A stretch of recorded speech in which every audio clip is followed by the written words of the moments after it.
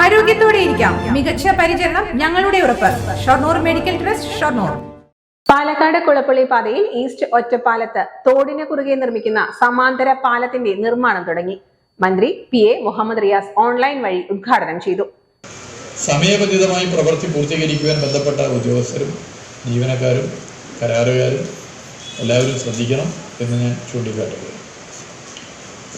കേരളത്തിലെ LDF സർക്കാരിനെ സംബന്ധിച്ചിടത്തോളം പശ്ചാത്തല വികസന മേഖലയിൽ പ്രധാനപ്പെട്ട അഥവാ അവിഭാജ്യ ഘടകമാണ് പുതിയ പാലങ്ങളുടെ നവീകരണം തുടങ്ങിയവ.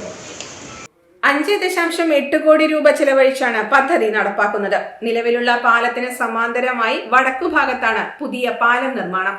നിലവിലെ പാലത്തിന്റെ വീതി കുറവ് പോലുള്ള സാഹചര്യങ്ങൾ പരിഗണിച്ചാണ് പുതിയ പദ്ധതി പൂർത്തിയാകുന്നതോടെ പ്രദേശത്ത് ഗതാഗതത്തിന് ഇരട്ട പാലമാകും. ഉദ്ഘാടന ചടങ്ങിൽ K പ്രേംകുമാർ MLA അധ്യക്ഷനായി. നഗരസഭാ ചെയർപേഴ്സൺ K ജാനകി ദേവി, വൈസ് ചെയർമാൻ K രാജേഷ്, സ്ഥിരം സമിതി അധ്യക്ഷരായ സുനീറ മുജീബ്, T ലത എന്നിവരും സംഘടനാ പ്രതിനിധികളും PWD ഉദ്യോഗസ്ഥരും സംസാരിച്ചു. View luxurious make over studio, bus stand building, Kulappally.